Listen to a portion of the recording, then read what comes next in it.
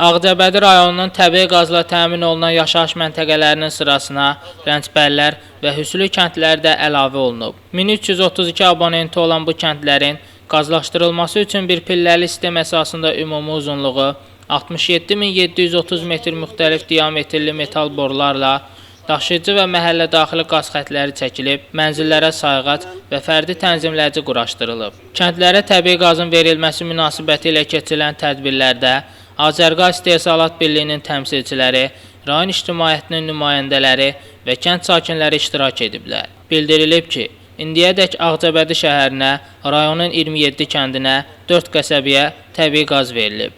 Hazırda rayonun Qaravəlli, Qaradolaq, Yeni Qaradolaq, Təzəkənd, Mehrablı, Kəhrizli kəndlərində qaz xətlərinin çəkilişi davam edir. İlin sonunadək daha bir neçə kəndin sakinləri təbii qazdan istifadə edəcəklər. Sonda qazın verilişini bildirən məşəl alovlandırılıb, yaşayış məntəqələrinə mavi yanacaq verilib. Şəmsdan Fikrətli, Şamxal Cəlloğlu, Dünya TV.